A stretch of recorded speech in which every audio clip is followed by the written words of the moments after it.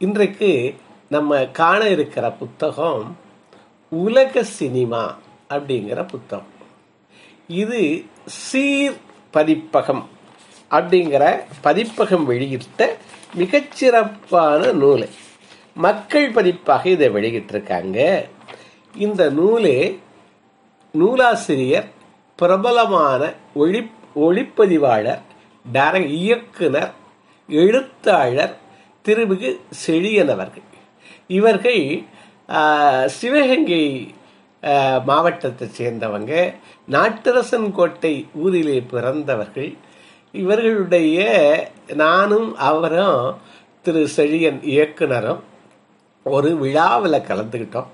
அந்த விழாவில் சிறப்பு விருந்தினர்களாக கலந்துக்கிட்டோம். ஒரு கல்லூரியில், இங்கு விசாலயம் கோட்டையில் இருக்கிற அக்ரிகல்ச்சர் காலேஜில் ஒரு 400 மாணவர்களுக்கு இடையே நடந்த ஆண்டு விழாவில் நாங்கள் அந்த சிறப்பு விருந்தினராக கலந்துக்கிட்டோம். அப்போ இந்த நூலை எனக்கு தந்தார். அந்த நூல் ஒரு பொக்கிஷம்னு தான் சொல்லணும். திரைப்படத்துறையை பற்றி 96 படங்களை பற்றிய உரை. அந்த ஒவ்வொரு உரையும் தொடங்குற போது அவருடைய கருத்தை முதல்ல பதிவு பண்றார். அப்புறம் அந்த கதையை சொல்றார். அப்புறம் அந்த கதையினுடைய நுணுக்கம், அந்த சினிமாவினுடைய நுணுக்கம், அதனுடைய சூழல், அதை அவர் கண்ணோட்டத்தோடு விவரிக்கிறார். அதற்கப்புறம் அந்த பிலிம் டைரக்டருடைய வாழ்க்கையை குறிப்பிட்டு அவருடைய பிற படங்கள், அவர்கள் பெற்ற அந்த டைரக்டர் பெற்ற விருதுகள் அப்படின்னு இந்த நூல் ஒரு கலை பொக்கிஷமாக திரைப்படமானவர்கள் ஒவ்வொருவரும் படிக்க வேண்டிய புத்தகமாக இருக்கிறார். அதே மாதிரி ஆர்வலர்கள் படிக்க படிக்க அவ்வளவு ஒரு ஆர்வத்தை ஊட்டு. இது 1,00,000 பிரதிகளுக்கு மேலே விற்பனையாகி இருக்கிறது. இதுல ஆனந்த விகடன்ல 2004-05 ஒட்டி வெளியான கட்டுரைகள் 96 கட்டுரைகளாக இந்த 96 படங்களை பற்றியும் அவர் எழுதியிருக்கார். அவரு இதுல முன்னுரை, அந்த முன்னுரையே மிகச்சிறப்பான முன்னுரை. அந்த முன்னுரையே திரைப்படம், நல்ல திரைப்படம் எது, திரைப்படம் பார்க்கிறவரை எதையெல்லாம் ஒரு நோக்கங்களோடு பார்க்கிறார்கள் என்று ஒரு ஆய்வுரை கிட்டத்தட்ட 20 பக்கத்துக்கு எழுதியிருக்கார். அவருடைய அம்மா அவரை ஊக்குவிச்சிருக்காங்க. அதாவது அப்பா திரைப்படத்துக்கு முதல்ல நன்றி தெரிவிக்கிற போது திரு செழியன் எழுதுறாரு, என்னை திரைத்துறைக்கு ஊக்குவித்த என்னுடைய தந்தைக்கு நன்றி, அதாவது சமர்ப்பணம். என்ன திரைப்பட பக்கத்திலே போகாத தம்பி, எந்த வேலை வேணாலும் பார்க்கலாம் அப்படி என்று சொன்ன அம்மாவுக்கு, அதாவது 2 பக்கமும் இருக்கு. ஆனால் அவர் யாரும் தன்னுடைய விருப்பத்தை பார்த்து போற போது அதுல வெற்றி அடைவார்கள் அப்படிங்கிறதுக்கு அவர் மிகப்பெரிய ஒரு உதாரணமா இருக்காரு. அந்த எது நமக்கு சின்னத்துல இருந்தே அவரு அதுல அந்த படங்கள் பார்க்கறது. சிவகங்கை சிறிய ஊர், அங்கு அவருக்கு உறவினர் தியேட்டர்ல இருந்திருக்காங்க. அதற்கு எப்படியெல்லாம் படம் பார்த்தாரு, எங்கெங்கெல்லாம் படம் பார்த்தாரு, அதுல எவ்வளவு ஆர்வம் வந்திருக்கு சிறுவர்ல. அவர் பொறியாளர், அதுவும் முடிச்சிருக்காரு. செழியன் எழுதுறாரு, நமக்கென்று பூமியில் கடமைகள் உண்டு, அதை நமக்காக நம் கையால் செய்வது நன்று அப்படின்னு இந்த கண்ணதாசனுடைய வரிகள் எழுதுறார். அதாவது நமக்கென்று பூமியில கடமைகள் உண்டு, அதை நமக்காக நம் கையால் செய்வது நன்று என்று கண்ணதாசன் எழுதிய வரிகளை நினைவு கூறுகிறேன் எழுதுறாரு. எந்த இடத்துல கண்ணதாசன் எழுதியிருக்காங்கன்னு எனக்கு தெரியல. இதுவும் நான் செய்ய விரும்பிய கடமை, ஏனெனில் என் தொழில், என் பொழுதுபோக்கு, என் உணவு, என் கனவு, என் வாழ்வு, என் பெருமிதம் எல்லாமே திரைப்படம்தான். அதுதான் என்னை தூங்க வைக்கிறது, விழிக்க வைக்கிறது, நாடொரு மேனியாக வளர்கிறது, நல்லன எல்லாம் தருகிறது. தினம் தினம் பயில்கிறேன், தினம் தினம் பயில்கிறேன்ங்கிற வார்த்தை சாதாரண வார்த்தை இல்லை. லைஃப் லாங் லேர்னிங்கிறாங்க. சாந்துணையும் கல்லாதவாறுன்னு திருக்குறள் சொன்னிச்சு. இறக்குற வரைக்கும் கற்றுக்கொண்டே இருக்கோம்.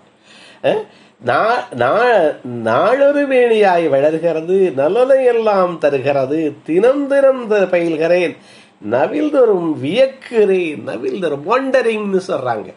ஒண்டரிங், எதுலையுமே ஒரு வியப்பு இருந்தா தான் வாழ்க்கையில ஒரு சுவராசியம்னு சொல்றாங்கல்ல, அந்த வாழ்க்கையில வியக்கிறேன், நாள்தோறும் வியக்கிறேன். பிரபஞ்சத்தின் பெருமைகளையே உன் பிரம்மாண்டத்தின் முன் சிறு மலரன இந்நூலை வைத்து வணங்குகிறேன். இந்த பிரபஞ்சமே நீ வாழ்க்கைன்னு முடிகிறார். அவருடைய துணைவியாரும் 2 பிள்ளைகளும் மிகவும் உதவி இருக்காங்க. அவரு மிக நெருக்கடியான நேரங்களிலேயே இந்த கட்டுரையை விடாம எழுதியிருக்காரு. ஏன்னா இந்த கட்டுரை எழுதுறதுக்கு படத்தை பார்க்கணும். அந்த காலத்துல இப்ப இருக்கிறது மாதிரி அந்த தொழில்நுட்பம் இல்லை. அவரு இந்த இது இருக்கு பாத்தீங்களா, பழைய விசிஆர், அதுல ஒவ்வொரு லைப்ரரியா, எந்த லைப்ரரி, டிஜிட்டல் வீடியோ லைப்ரரியா போறது, அந்த லைப்ரரிகள்ல இந்த படங்களை வாங்குறது, அந்த டைரக்டரை பத்தி படிக்கிறது, அந்த புத்தகங்கள், அந்த படத்தை பத்தி என்னென்னலாம் திரைப்படத்தை பத்தி விமர்சனங்கள் வந்திருக்கோ அதுகளை படிக்கிறது. அதற்கப்புறம் இந்த படங்களை பார்த்து அந்த படங்களை இங்க அவருடைய எழுத்துல எழுதுறது. ஒவ்வொரு படக்கதையும் நமக்கு ஒரு சிறு கதையை வாயறே இருக்கிறது. அது படிக்க இதை எளிதா படிச்சிட முடியாது. 96 படங்கள் இது. நான் இப்பொழுது ஒரு அவருக்கு எவ்வளவு அவர்கள்லாம் உதவி இருக்காங்கிறதையும் நான் வியந்து பார்க்கிறேன். அவருடைய மனைவி, பிள்ளைகள், அவர்களெல்லாம் அவர் தியாகம் பண்ணியிருக்காங்கன்னே சொல்லலாம். அவருடைய நேரத்தை, அவருடைய நெருக்கடியான படத்தை, நான் அவருடைய டூலெட் அப்படிங்கிற படத்தை நான் ஒரு தளத்தில் அதை நான் விமர்சனம் பண்ணியிருக்கேன். அந்த டூலெட் படம் இங்கே இருக்கிறத பலரும் பார்த்துருக்கலாம். நீங்கள் யாராவது பார்த்துருந்தா, டூலெட் படம் பார்த்துருந்தா எஸ்ஸோ அல்லது ஒரு ஒன்னோ ஏதோ ஒன்று இதில் போடுங்களேன், சாட்டில். யாராவது டூலெட் படம் பார்த்துருக்கீங்களா? ஒரு எழுத்தாளன் வீடு தேடுகிற படலம். வீடை திடீர்னு போஸ்ட் சொல்லிடுறாங்க. அப்போ அவனும் அவனுடைய பிள்ளைகளும் தேடுகிற படலம். அது ஒவ்வொருத்தரும் ரிலேட் ஆகும் அந்த படம். அதனுடைய இவரே ஒளிப்பதிவாளரை கண்டு அதனுடைய போட்டோகிராஃபி ரொம்ப நல்லா இருக்கும். நான் அந்த டூலெட் நான் பேசுனது என்னுடைய இதில் யூடியூப்ல தளத்தில் இருக்கு. டூலெட் எஸ் வினதித்தான்னு போட்டால் அந்த படத்தை நான் விமர்சனம் பண்ணியிருக்கேன். அது மிகச்சிறப்பான ஒரு கவிதை மாதிரியே இருக்கும் அந்த கதை. அது பாராட்டு பெற்ற ஒரு விருதுகளுக்கும் பரிந்துரைக்கப்பட்ட கதை. இப்போ நான் இந்த நூலில் 4 திரைப்படத்தை எடுத்து, 96 திரைப்படங்கள் இருக்கு. இதுல 4 திரைப்படங்களை எடுத்து உங்களோட பகிர்ந்துக்கிறேன். இதனுடைய முடிவில் நீங்க பார்த்த ஒரு அயலக படம், அதையும் 4-5 நிமிடங்களில் சொல்லுகிறது மாதிரி யாராவது சொன்னா எனக்கு அதுவும் ஒரு மகிழ்ச்சியா இருக்கும். முதல் கதை சில்ட்ரன் ஆஃப் ஹெவன் அப்படிங்கிற கதை. இது இதை பார்த்தவங்க யாராவது இருக்கீங்களா? ஒரு 9 வயது சிறுவனும் ஒரு சிறுமியும். இந்த கதை ரொம்ப அழகான கதை. காலனிகளை பற்றி கதை. அதாவது சில்ட்ரன் ஆஃப் ஹெவன், அலி, சாரா அப்படின்னு 2 பிள்ளைங்க. இதுல ஒரு ஜோடி காலனிகள் தான், இது ஷூஸ் தான் இதனுடைய கதாநாயகன் மாதிரி. 1997 வெளியான படம், பெர்ஷியன் மொழி படம். இதை எழுதினவர், அதை படம் எழுதி இயக்கியவர் மஜீத் மஜூதி அப்படிங்கிறவர். ஈரானிய திரைப்படம். 1997 வெளிவந்தது. பல திரைப்பட விருதுகளை பெற்றது. விருதுகளுக்கு பரிந்துரைக்கப்பட்ட கதை. நான் இந்த படத்தை பார்த்துருக்கேன். அதில் ஒரு சில காட்சிகளை மாத்திரம் பார்த்துருக்கேன். ரொம்ப அழகாக இருக்கும். இது எப்படின்னா, 9 வயது அந்த பையன் அலி. அந்த பையன் என்ன பண்ணுறாரு, காலனிகளை பற்றி நமது கதாசிரியர் முதல்ல ஆரம்பத்தில், அந்த கட்டுரையுடைய ஆரம்பத்தை பாருங்களேன். உங்கள் காலனிகள் சரியாக பொருந்தும் போது அதை மறந்து விடுகிறீர்கள் அப்படின்னு ஒரு ஜென் பழமொழி இருக்கா. என்ன, நமது காலனி சரியா பொருந்திருச்சுன்னா நம்ம அதை மறந்துடுறோம். இது ஜென் கதை சொல்றாரு முதல் வரி. அந்த காலனியை பற்றியே நம்ம நினைக்கிறது இல்லை. அது சரியாக பொருந்தலைன்னு வச்சுக்கோங்க, எங்கேயாவது குத்துதுன்னு வச்சுக்கோங்க, அப்போ தான் புதுச்செருப்பு கடிக்கும்னு ஜெயகாந்தனுடைய ஒரு கதை எல்லாருக்கும் தெரியும். அந்த புதுசாக இருக்கும் போது அதெல்லாம் ஒரு இடத்துல ஒரு அழுத்துதுன்னு வைங்களே, அப்போ அது ரொம்ப சிரமம் கொடுக்கும். அது ரைட்டாக இருந்துச்சுன்னா சரி.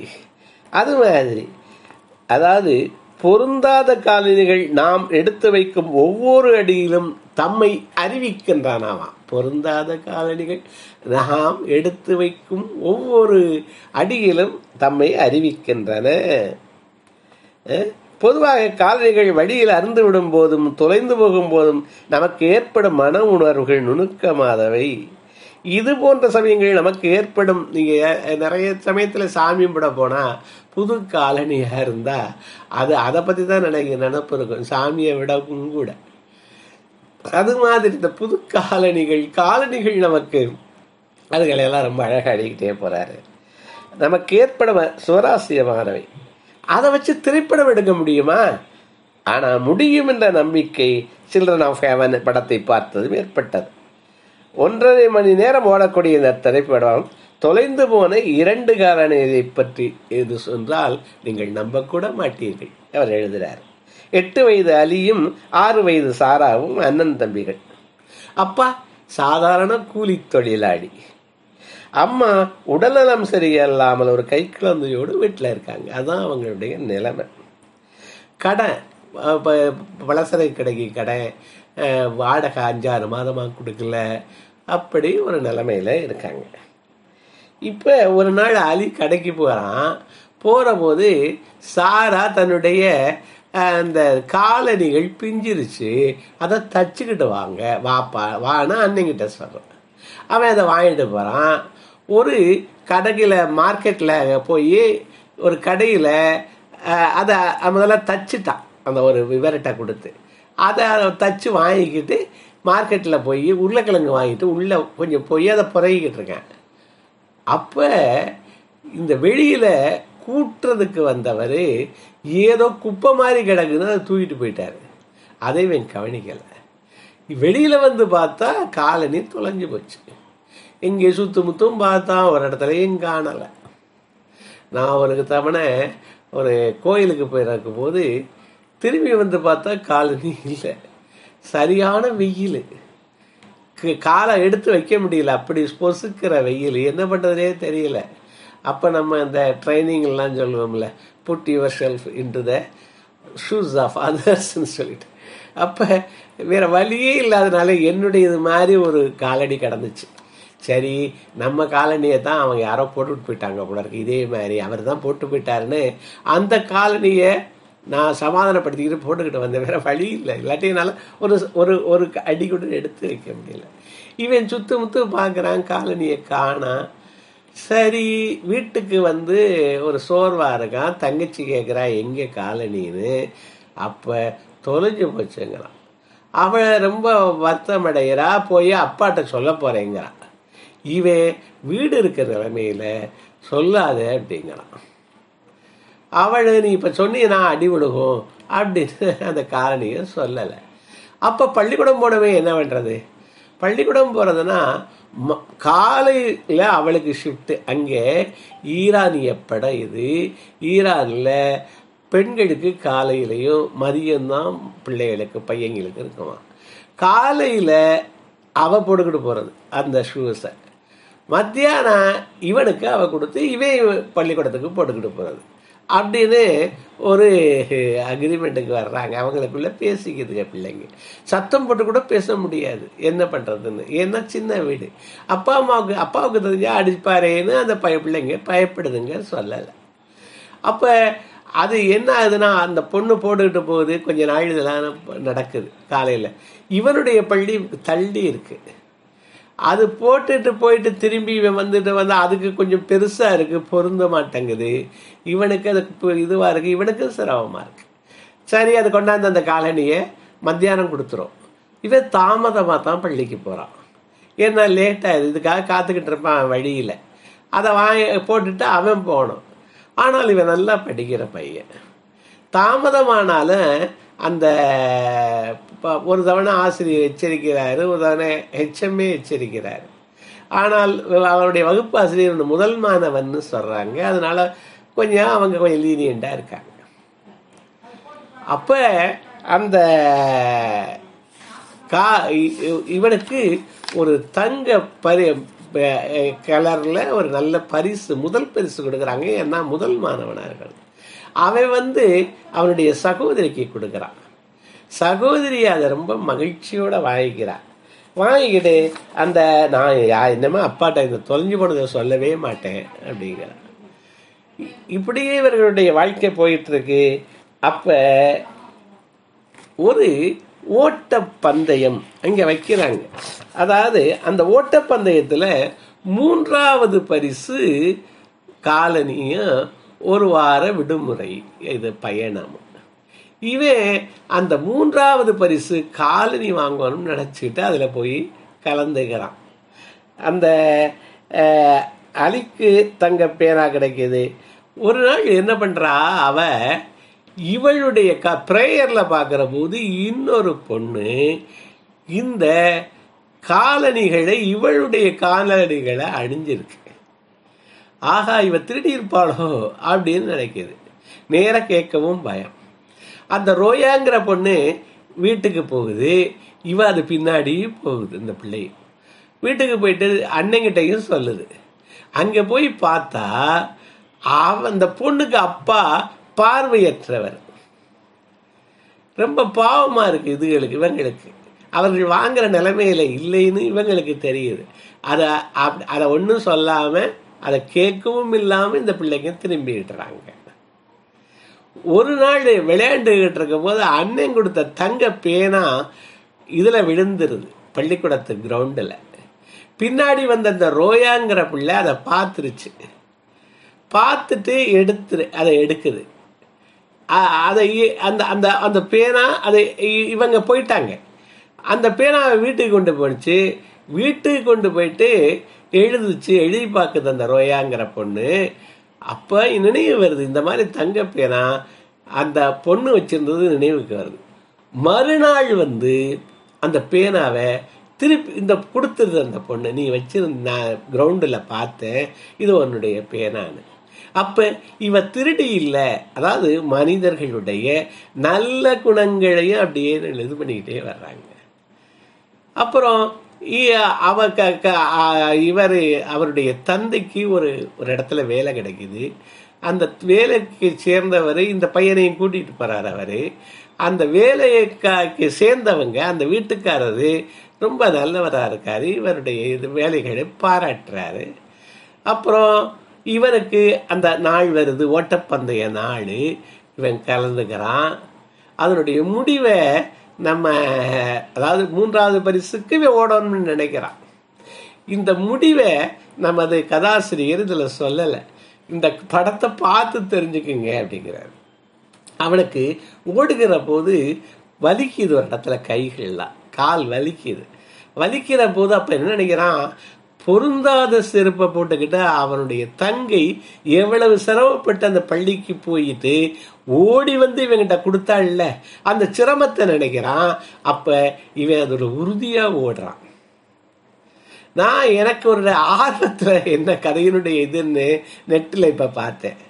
அதுல என்ன ஆகுது, இவனுக்கு முதல் பரிசு கிடைச்சிருது. 3வது பரிசு இல்ல, முதல் பரிசு கிடைச்சிருது இவனுக்கு. ஆனால் அது ரொம்ப வருத்தப்படுறான். இதை பார்த்து நிறைய கதைகள் வந்திருக்கு நமக்கு, நீங்க பார்த்திருப்பீங்க. இதுல அவனுக்கு அதுல விருப்பம் இல்லை, அந்த முதல் பரிசுல. இதே நேரத்துல வேறொரு இடத்துல ஒன்று நிகழ்வதையும் காமிக்கிறாங்க. அது என்னன்னா, அவங்க அப்பாவுக்கு அன்றைக்கு அந்த கூடுதலாகவே சம்பளம் கொடுத்துட்றாரு அந்த ஓனர். அவரு சைக்கிள்ல 2 ஜோடி காலனி, ஒரு வெள்ளை காலனியையும் ஒரு சிவப்பு காலனிகளையும் 2 மகளுக்கும் வேறு பொருட்களோட வாங்கி அந்த பக்கம் அந்த சைக்கிள்ல வச்சு கட்டிக்கிட்டு இருக்கிறதையும் காமிக்கிறாங்க.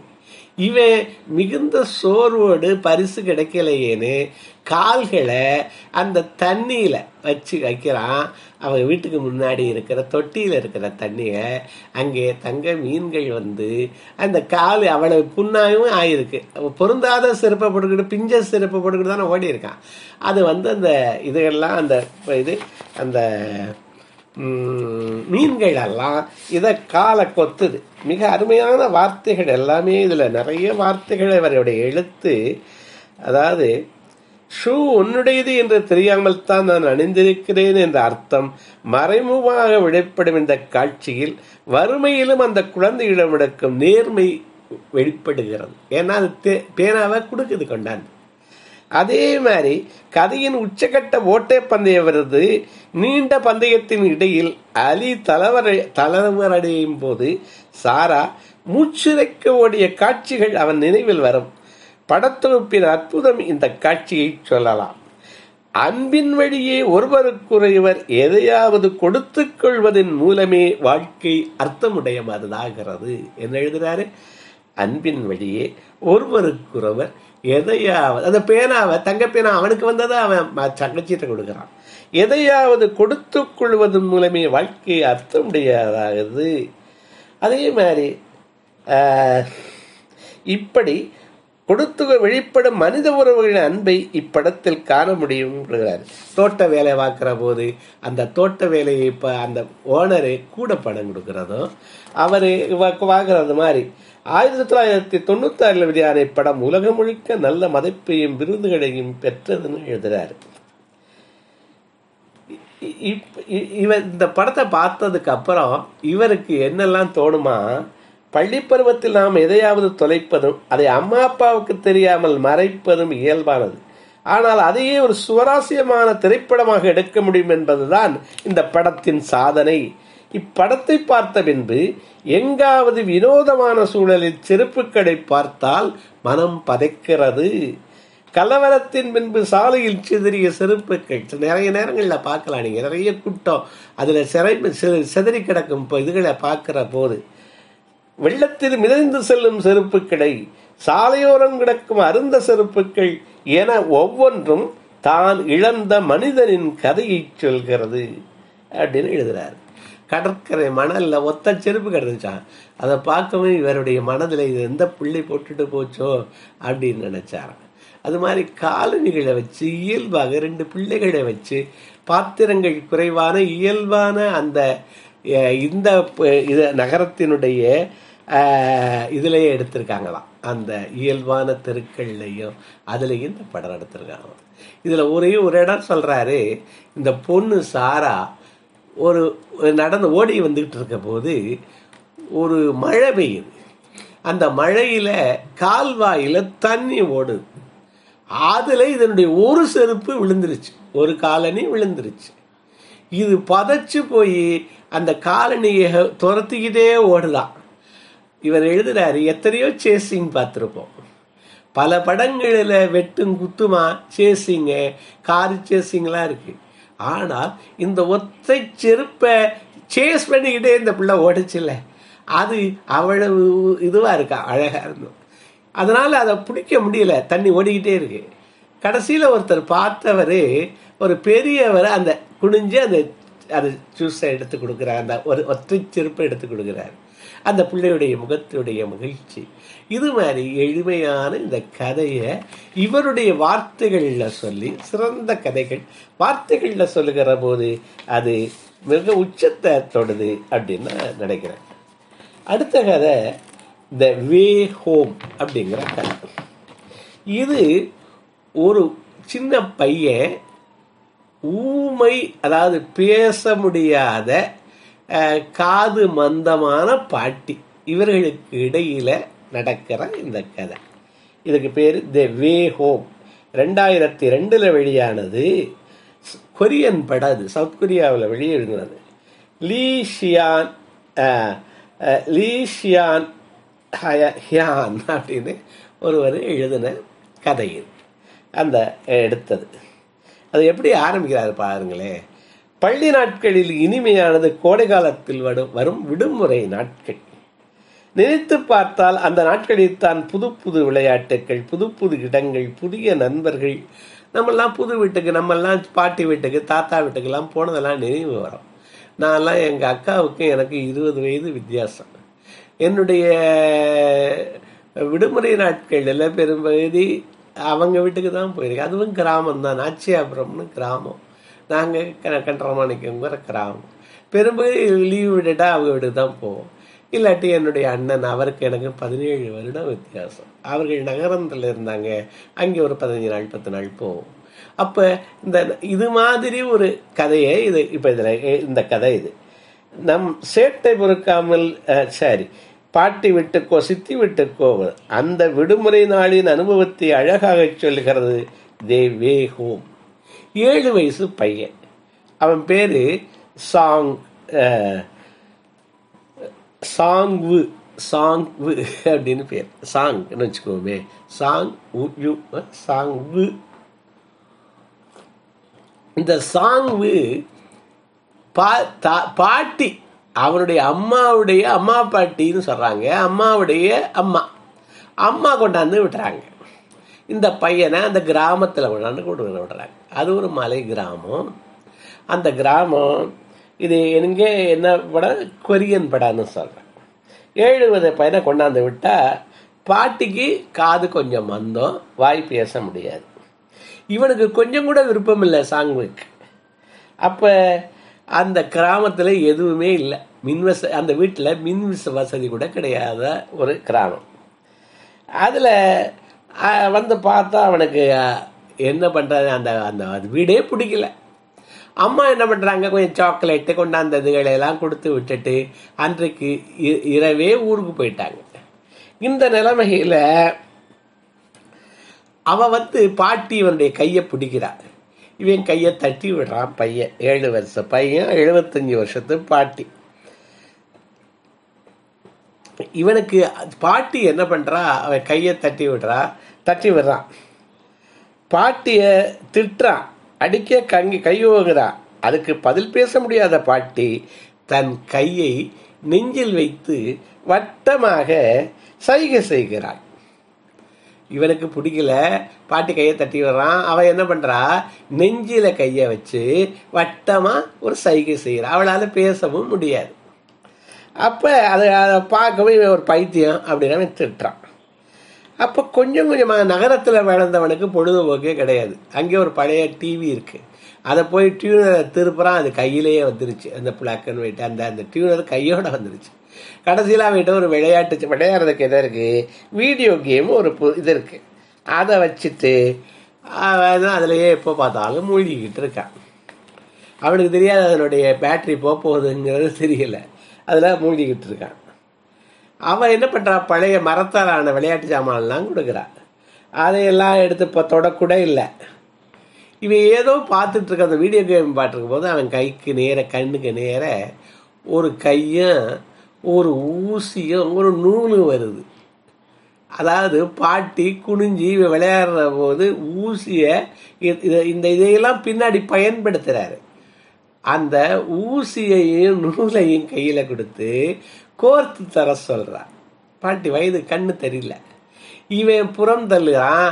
அப்புறம் ஏதோ அதை இது பண்ணிட்டு அப்புறம் கோர்த்து கொடுக்குறான். அப்புறம் இவனுக்கு பாட்டியிடம் பேட்டரி வாங்க பணம் இல்லை. அந்த இதுவும் போயிடுது, அந்த விளக்கு சார்ஜ் போயிடுது. அப்போ பாட்டிகிட்ட பணம் கேட்குறான். அவட்ட பணம் இல்லை. அவன் என்ன பண்ணுறா, நெஞ்சில் வட்டமாக அப்படி செஞ்சு கையால் சைகை செஞ்சு கையை அந்த இடத்துல நெஞ்சில் வச்சுக்கிறான். அவனுக்கு ஒன்றும் புரியலை, திட்டிட்டு விட்டுட்டான். அப்புறம் இந்த இதெல்லாம் கேட்குறான் அவன். கெண்டகி சிக்கன், ஹம்பர்கர், பீட்சா இந்த மாதிரி கேட்குறான். இவன் இந்த சிக்கன் கேட்குறாங்கிறத அவன் புரிஞ்சுக்கிட்டான். அப்போ வீட்டில் இருக்கிற பழைய இதுகளெல்லாம் எடுத்துட்டு அவன் வீட்டில் பொருள்கள்லாம் எடுத்துக்கிட்டு பூசணிக்காய் விளைஞ்சதை எடுத்துக்கிட்டு சந்தைக்கு கிளம்புறான். சந்தைக்கு கிளம்பும்போது சரிவ கோழி வாங்க போறான்னு சொல்லிட்டு முதன்முறையாக சாங்கு சிரிக்கிறார். சரி அப்படின்னு முதல்ல என்ன பண்ணியிருக்கேன், பாட்டிய கோரமா வரைஞ்சி வச்சிருக்கேன். இவன் அந்த கோழி வாங்க போறான்னு தெரிஞ்சவன் அந்த அந்த அந்த சித்திரங்களை எல்லாம் அழிக்கிறான். 7 வயது பையனுடைய கதை தான். சித்திரங்களை எல்லாம் அழிக்கிறான் கலர் பென்சில்ல. அப்புறம் அவ கோழியை வாங்கிட்டு வந்தா அவளுக்கு அவிச்சு தான் பண்ண தெரியும். இவன் வறுத்து தான்னு கேட்கறான். அவ இல்லாட்டி அவ அவிச்சு கொடுக்குறா. அப்புறம் கொஞ்சம் கழிச்சு அதை சாப்பிட்டு பார்த்தா வெளியில சியோல்னு ஒரு பையன் விளையாட்டு கிடைக்கிறான், ஒரு சிறுமி கிடைக்கிறா. அந்த மாதிரி அவங்களோட எல்லாம் விளையாடுறான். கொஞ்சம் கொஞ்சமாக அந்த இதை பிடிச்சி போகுது. இவ பேரனுக்கு பிடித்தமான உணவை எதையோ வாங்கி கொடுக்குறா, ஷூ வாங்கி கொடுக்குறா. அவன் ஒரு சாக்லேட்டை ஒரு பையன் சாப்பிட்றான். இவன் அந்த சாக்லேட்டை வேணும்னு கேட்குறான். இவனுக்கு அந்த சாக்லேட் என்னன்னே தெரியல. அந்த பையன் சாப்பிட்டு போட்டான்ல கீழே அந்த பேப்பரு, அதை எடுத்து கொண்டு போய் அதை எடுத்து கடைக்காரன்ட்ட கொடுத்து இவன் கேட்ட சாக்லேட் வாங்கி கொடுக்குறான். இவனுக்கு கொஞ்சம் கொஞ்சமாக அந்த பாட்டி மேல ஒரு பிரியம் வருது. அப்புறம் வெளியூர் போன பாட்டி வல்லேன்னு காத்துக்கிட்டு இருக்கான். ஒவ்வொரு பஸ்ஸா போது கடைசியில பாட்டி நடந்து வர்றான். ஏன்னா அந்த பஸ்ஸுக்குள்ள காசை சேர்த்து வச்சு இவனுக்கு ஏதாவது கொடுக்கணும்னு நினைக்கிறான். ஒரு நாள் அங்கே சியோல்ல ஒரு பையன் கிடைச்சான்ல, ஒரு மாடு விரட்டுது. அந்த மாடு விரட்டுற போது இவன் கத்திய இவனை காப்பாத்திடுறான். இன்னொரு நாள் சியோல் ஓடுற போது மாடுலாம் விரட்டல, இந்த பையன் விளையாட்டா சாங்கு மாடு வருதுன்னு சைகை காமிக்கிறான். சியோல் கீழே அந்த பயத்துல கீழே விழுந்துடுறான். ஆனா மாடு வரல. சியோல் எந்திரிச்சு இந்த சாங்குவை பார்த்து ரொம்ப திட்டுறான். அப்ப இவன் என்ன பண்றான், இந்த பாட்டி வேற வழி என்னன்னு தெரியல, பாட்டி செய்வாள்ல, ஒரு நெஞ்சில ஒரு ரவுண்டா போட்டு அதுல கைய வச்சு காமிக்கிறான். அப்ப அது மன்னிப்பு அப்படிங்கிறத தெரிஞ்சுக்கிறான். அவன் சமாதானம் ஆயிடுறான். யாரும் சியோல் சமாதானம் ஆயிடுறான். இப்படி போயிட்டு இருக்கு. மன்னித்து விடுங்கிற அர்த்தம் புரியுது. அது அப்ப ஒரு பாட்டி ஒண்ணு கொண்டாடுறா. என்னன்னு பொட்டலத்தை பிரிச்சு பார்த்தா அந்த பேட்டரி வாங்கிட்டு வந்திருக்கா. அதுக்குள்ள பணமும் பேட்டரி வாங்கிட்டு வந்திருக்கா. இவனுக்கு அந்த விளையாட்டை தொடர்ந்து விளையாடுறதுக்காக வாங்கிட்டான். அவ்வளவு பார்க்கிறா. இவனுக்கு பாட்டிக்கு ஒரு கடிதம் வருது. அந்த கடிதத்துல அம்மா வரப்போறான்னு எழுதியிருக்கு. இவன் என்ன இவனுக்கு பிரியறதுக்கு மனசு இல்லை. அப்ப பாட்டிக்கு அவளுக்கு எழுத தெரியாது. நான் போயிட்டா நீ உனக்கு உடம்பு சரியில்லாட்டி இந்த அட்டையை அனுப்பு, எனக்கு ஐ ஆம் சிக்னு அதில் எழுதியிருக்கு. என்னை பார்க்கணும்னு விரும்பினா ஐ மிஸ் யூ அப்படின்னு இன்னொரு அட்டையில் இருக்கு. 2 அட்டையும் அவட்ட கொடுக்குறான். நீ நான் அங்கே போறேன், என்னை பார்க்கறதா இருந்தா இந்த அட்டையை அனுப்பு அப்படின்னு. அப்ப அந்த அட்டையை வாங்கிக்கிறான். மறுநாள் பாட்டி வந்துட்டா. பாட்டிகிட்ட அம்மா உடல் நலத்தை பார்த்துக்கன்னு சொல்றா. இவன் பாட்டியோ தனது பேரனையே பார்த்துக்கிட்டு இருக்கா. அப்ப மனம் பஸ்ல 2 பேரும் ஏறிடுறாங்க. இவன் கண்கலங்க பாட்டியை பார்க்கும் சாங்கு நடந்ததற்கெல்லாம் மன்னிப்பு கேட்கும் விதமாக தன் கையால் நெஞ்சை தடவி சைகை செய்கிறான். பசு சென்று மறைகிறதுன்னு எழுதுறார். அந்த மன்னிப்பு கேட்கறதுக்கு ஆரம்பத்துல செஞ்சான்ல, அத அவன் செய்யறான். இவன் அந்த 2 அட்டையை வச்சுக்கிட்டு அந்த பாட்டி செய்வதறியாது நிக்கிறான். பஸ் போயிடுச்சு தூரத்திலேயே. இலைகள் இருந்த அந்த மலைப்பாதை வழியே தீராத தன் தனிமையுடன் பாட்டி நடந்து செல்கிறாள். கதை எப்படி முடியுது? தீராத தன் தனிமையுடன் பாட்டி நடந்து செல்கிறாள். திரையில் இருள் கவிய எல்லா பாட்டிகளுக்கும் இந்த படம் சமர்ப்பணம் என்னும் எழுத்துக்களுடன் படம் முடிகிறது. நாகரிகம் காரணமாக இவர் எழுதுகிறார் கதையாசிரியர். நாகரிகங்காரமாக நாம் எழுந்துவிட்ட மென்மையான உறவுகளையும் உணர்வுகளையும் இப்படம் அழகாக பதிவு செய்கிறது. ஒரு தவணை சாங்கு மலையில நனையும் துணிகளை பார்த்து ஓடி போய் தன் துணிகளை மட்டும் முதல்ல எடுக்கிறானான். பிறகு பாட்டியின் துணிகளையும் எடுக்கிறான். மழை விட்டுச்சு. திரும்ப காய போடும் போது பாட்டியினுடைய துணிகளை தனியாக காய போடுறானா, பிறகு தன் துணியுடன் சேர்த்து காய போடுகிறானா. அவனது மனமாற்றத்தை இக்காட்சி அழகாக சொல்கிறதுன்னு எழுதுறார் இவர். கடைசி நாள் இரவில் பாட்டிக்காக இவன் என்ன பண்ணிட்டு போறான்? கடைசி நாள்ல இரவில் பாட்டிக்காக இருக்கும் ஊசியில் எல்லாம் வரிசையாக நூல் சேர்த்து கோர்த்து வைக்கிறானாம். பாட்டியில் இருக்குல்ல ஊசி, அந்த ஊசியில எல்லாம் நூலை கோர்த்து வைக்கிறானாம். ஒரு கவிதையை போல அந்த சோகமும் பிரிவும் நம்மை கண்கலங்க வைக்கிறதுன்னு எழுதுறாரு. பாடல்களோ நகைச்சுவையோ தனியான காட்சிகளோ இல்லாத போது படம் கொஞ்சமும் போரடிக்காமல் சுவாரஸ்யமாக 85 நிமிடம் ஓடிக்கிறது. பாட்டிக்கு பேச முடியாது, பேரனுக்கு பேச விருப்பம் இல்லை. எப்படி முதல் ஸ்டேஜ், பாட்டிக்கு பேச முடியாது, பேரனுக்கு பேச விருப்பம் இல்லை. நிறைய இடங்கள்ல இதான் நடக்குது என்பதால் இந்த படத்தின் மொத்த வசனத்தையும் ஒரு பக்கத்தில் எழுதி விடலாமா? 2002 வெளியாகி நிறைய விருதுகளை பெற்ற இந்த தென்கொரிய படத்தின் இயக்குனர் ஒரு பெண், பெயர் லீ ஷியான் ஹியான். சொற்ப காலமே நம்முடன் இருந்து, நல்ல வரியா இருக்கு, அதனால வாசிக்கிறேன். மறையும் உறவுகளில் முக்கியமானது தாத்தா பாட்டி உறவு. கதையில் வரும் மலை கிராமம் போல் முதியவர்கள் எங்கிருந்தாலும் தனிமையில் தான் இருக்கிறார்கள். நாம் தான் அவர்களை பொருட்படுத்துவதில்லை. சாங்கியும் பாட்டியைப் போல எந்த எதிர்பார்ப்புமற்று நம் பாட்டிகளும் அன்பை மட்டுமே தங்களிடம் வைத்துக் கொண்டு மரணத்தின் வெகு அருகில் காத்திருக்கிறார்கள் முடிக்கிறாரு. 36 நிமிஷம் பேசிருங்க. இதுக்கு கதைக்கு பேர் இந்த வே ஹோம் அப்படிங்கிற கதை. பாட்டியும் பேரனும். முதல் கதை ரொம்ப அழகா இருந்தது. அது சில்ட்ரன் ஆஃப் ஹேவன். அந்த கதை காலணிகளை பற்றி, 2 சிறுவர்களை பற்றினது. இன்னொன்று அடுத்தது ஒரு காதல் கதை. ஆனால் என்ன காதல்னு பாருங்களேன். 1990 வெளியான கதை, சைனீஸ் கதை இது. இதில் ஜான் ஈமோன் அப்படி ஜாஸ் ஈமோன் அப்படிங்கிற டைரக்டர் எடுத்த கதை. 3 பாத்திரங்கள் தான் முக்கியமா.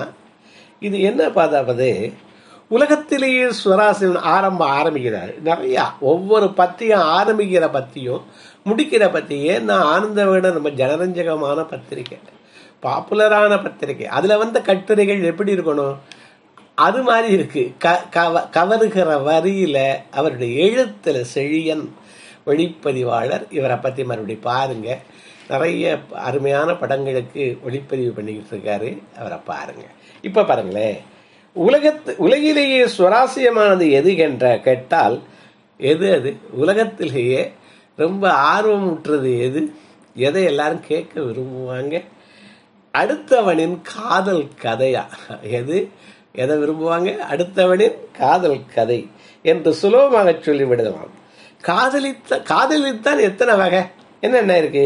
தெய்வங்களின் காதல், மன்னர்களின் காதல், நண்பனின் காதல், தங்கையின் காதல். தங்கையின் காதல்லாம் எங்கே போயுது? ஆணவ கொலையில போய் முடியுது கடைசியில.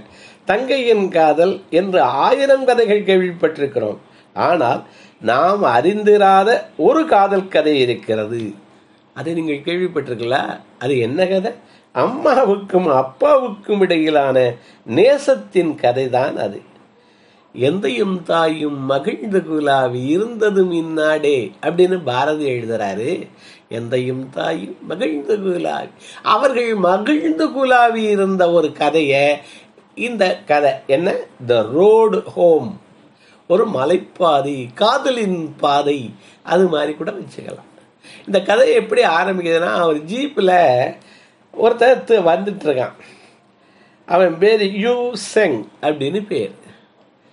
இது சைனீஸ் கதை, 1999 கதை. அந்த இளைஞர் எதுக்கு வர்றான்? தன்னுடைய தந்தையாருடைய மரணம். தந்தையார் ஒரு ஆரம்ப பள்ளி ஆசிரியராக இருந்தவர். அவன் அந்த வர்றான், வந்து அந்த ஊருக்கு வந்துட்டான். அந்த கிராமத்தில் தொடக்கப்பள்ளி ஆசிரியராக இருந்தவர். இவன் பெற்றோருக்கு ஒரே மகன். வந்து அம்மாவை பார்க்குறான். அம்மா பேர் ஷாவோ. மகனை பார்க்கவும் அவன் கட்டிக்கிட்டு அழுகிறாங்க. பெரியவர்கள் எல்லாம் தந்தையினுடைய உடல் 40 கிலோமீட்டருக்கு பக்கத்தில் கூட தள்ளி இருக்கிற மருத்துவமனையில் இருக்குங்கிறாங்க. இவன் இந்த பாட்டி அம்மா என்ன சொல்லுது, அம்மா என்ன சொல்றாங்க, நீங்க அதை கால்நடையாவே அங்கிருந்து இங்க கொண்டாடணும்னு சொல்றாங்க. அது கடுமையான பனிப்பொழிவு வேற இருக்கு, இதுல கொண்டாடுறது ரொம்ப சிரமம். இருந்தாலும் அம்மாவுடைய ஆசை, சரின்னு அதுக்கு ஏற்பாடு பண்றான். பழைய தறி இருக்கு வீட்டில், அதை கொஞ்சம் ரிப்பேர் பண்ணி தாப்பாங்கிறாங்க. சின்ன இதுகளை பண்ணித்தாங்கன்னு. ஏன்னு கேட்குறான். நான் அந்த இறுதி ஆடையை என் கையாலேயே நெய்ய வேண்டும், அந்த கம்பளி ஆடையின்னு தாயார் சொல்றாங்க, ஷாவோ சொல்றாங்க, வயதான அம்மா. இவன் சரின்னு அதை எடுத்து கொடுக்குறான். அவன் சொல்றான், நீங்க இருக்கிற நிலைமையில நெய்ய முடியாதுங்கிறான். ஆனா பாட்டி அதான் வேணுங்குது. இவன் அந்த பாதை, அவங்க நடந்து வந்த பாதை எனக்கு ரொம்ப விசேடமானதுங்குது. அந்த பாதை நிறைய இடங்கள்ல மிக அழகாக அந்த காதல் கதையில வருது. இந்த கதையில அந்த அவன் நெய்யிற அந்த சத்தம் கேட்குது. அதோட வெளியில வந்து உட்கார்றான். உட்கார்ந்துட்டு அதை நினைச்சு பார்க்க ஆரம்பிக்கிறான். அம்மாவுக்கு அப்போ 18 வயது இருக்கும், அவருக்கு 20 வயது இருக்கும்னு நினைக்கிறான். நினைக்கவும் இதுவரைக்கும் கருப்பு வெள்ளையில வந்த படம் வண்ணத்துல வர ஆரம்பிக்குது. அவர் அந்த பதில ஒரு ஆசிரியர் பணியில அப்பதான் சேர்றாரு. அது கம்யூனிச நாடு, மக்களே சேர்ந்து பள்ளிக்கூடத்தை கட்டுறாங்க. அந்த பள்ளிக்கூடத்தை கட்டுற போது இந்த ஆசிரியரும் சேர்ந்து கட்டுறாரு. அங்கு வேலை பார்க்கிறவர்களெல்லாம் அங்க இருக்க பெண்கள் உணவு இது பண்ணி கொண்டாடுறாங்க. இவருக்கு முதல் பார்வையிலேயே அந்த பொண்ணுக்கு அவரை பிடிச்சது. அங்கே அவர் விருந்தினராக இருக்கிறதுனால முதல் சாப்பாடு அவர் தான் முதல்ல எடுத்துக்குவார். அதனால இந்த பொண்ணுடைய பீங்கான் கிண்ணத்தை முதல்ல எடுத்து வச்சிரும் அவர் சாப்பிட்றது மாதிரி. அவரும் அதை கொஞ்சம் கொஞ்சமா நோட் பண்ண ஆரம்பிக்கிறார். அந்த உணவை உண்ண ஆரம்பிக்கிறார். அந்த அப்ப கொஞ்சம் பார்வையிலேயே அவர்களுடைய காதல் வளருது. இவருடைய குரலை கேட்கணும்னு மலைப்பாதையில அந்த பொண்ணு நடந்து வந்து அந்த பள்ளிக்கூடத்துக்கிட்டே நிற்கும். இவருடைய பார்க்கணும்னு நினைச்சுக்கிட்டு நீர் எடுக்க அங்கே வரும். நீர் எடுக்க வர்ற போது ஒரு முறை இவர் பார்த்துடுறாரு. இவர் நீர் எடுக்க அங்கே போறாரு. போற போது அந்த பொண்ணு முதல்லையே நீரை எடுத்துருச்சு. அவர் வர்றதை பார்க்கிற போது அந்த நீரை கிணத்துக்குள்ளேயே கொட்டிட்டு அவங்க காத்துக்கிட்டு இருக்காங்க இவர் வர்றதுக்காக. இதையெல்லாம் ரொம்ப நுட்பமாக நமது செழியன் அவர்கள் இந்த புத்தகத்துல பதிவு பண்றார்.